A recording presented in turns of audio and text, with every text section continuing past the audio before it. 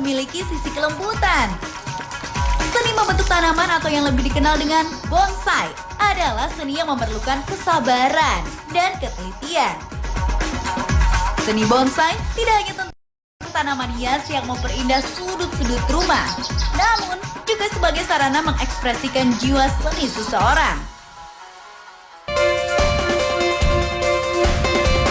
Bonsai adalah tanaman yang pertumbuhannya dikerdilkan dan dikendalikan di dalam pot yang dangkal dengan tujuan membuat miniatur dari bentuk asli pohon besar yang ada di alam bebas. Semakin kecil bentuk tanaman bonsai dari ukuran aslinya, maka semakin tinggilah nilai artistiknya. Karena inilah esensi dari seni bonsai, yaitu mengkerdil tanaman. Penggunaan pot dangkal bertujuan agar tanaman tidak tenggelam dalam pot, sehingga panorama keindahannya lebih terpancar. Pot terbaik umumnya terbuat dari tanah liat. Ukuran pot harus diperhatikan, sehingga memberi ruang bonsai untuk tumbuh. Pot harus berdiameter sama atau lebih besar dengan diameter batang bonsai. Kedalaman pot setidaknya dengan setengah tinggi pohon.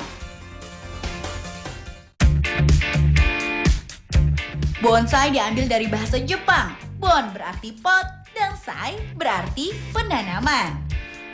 Meski diadopsi dari bahasa Jepang, kemunculan bonsai pertama kali justru di China, tepatnya di zaman dinasti Tang. Hal ini tampak dalam artefak lukisan yang dibuat pada zaman dinasti Tang. Seni pemangkasan tanaman sangat digemari oleh para pejabat kerajaan di masa itu. Sementara di Jepang, awalnya bonsai merupakan seni yang hanya dinikmati kalangan pejabat istana serta para samurai. Bagi bangsa Jepang, bonsai merupakan perpaduan dari filsafat kepercayaan serta keselarasan antara jiwa dan alam. Seiring perjalanan, kini bonsai sudah mewabah ke seluruh dunia, bahkan hingga ke Indonesia.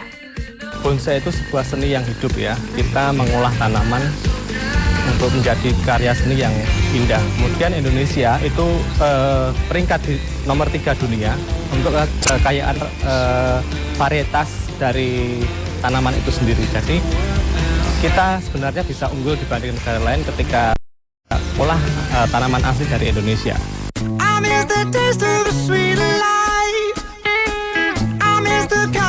Pelaku seni bonsai harus memahami berbagai macam ilmu, mulai dari ilmu tanah, botani, penyakit tanaman, hingga teknik dasar seni rupa. Untuk urusan seni bonsai di komunitas kami lebih banyak justru digeluti oleh para lelaki. Kenapa memang ada artis-artis kami yang wanita, memang ada, tapi mayoritas justru laki-laki. Ini juga tidak menutup kemungkinan karena yang namanya sebuah seni ilmu sosial ini kan sangat ilmiah sekali ya bonsai itu.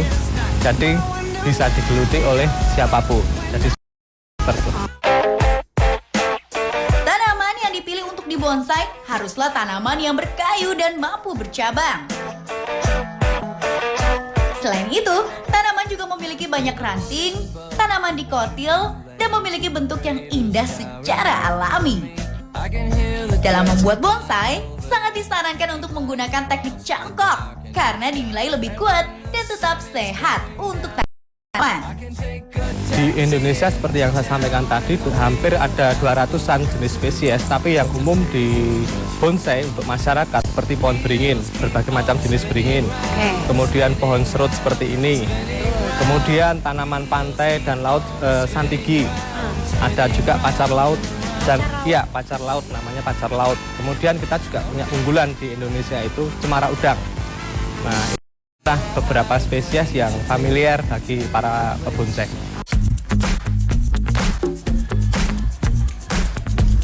Bentukan bonsai dimulai dari tahap pemotongan. Daun, batang, dan cabang yang kurang sehat dan pertumbuhannya tidak baik diseleksi dengan cara dipotong. Selain itu, pembuangan tunas daun juga harus dilakukan secepat mungkin sebelum daun muda terbentuk. Tujuannya adalah menghindari terbentuknya cabang atau ranting yang tidak diperlukan. Untuk membuat bonsai, gunakan alat bantu kawat stainless. Fleksibilitas kawat inilah yang yang dijadikan sebagai bentuk dasar dari bonsai hingga saat dilepaskannya nanti.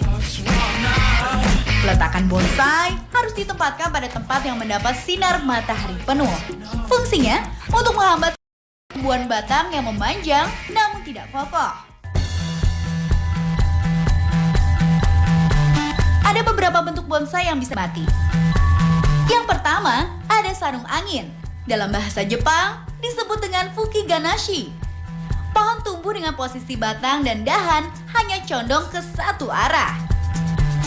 Cara membuatnya adalah dengan melilitkan kawat di beberapa bagian batang. Arahkan batang dan daun ke satu arah hingga terkesan seperti tertiup angin. Lalu ada batang bergulung atau bankan. Batang pohon terlihat tumbuh dengan kecenderungan menggulung diri. Batang pohon terlihat bagaikan ular yang sedang melingkar. Terakhir, ada bonsai dengan bentuk merunduk. Kalau ngomongin tentang tanaman-tanaman Indonesia gitu ya, sebenarnya nih untuk tanaman Indonesia sendiri mampu bersaing nggak sih dengan tanaman-tanaman di luar sana gitu kan? Tadi dikatakan bahwa kita 3 besar gitu ya. Terus bagusan tanaman asli Indonesia kualitasnya apa tanaman-tanaman dari negara-negara lainnya?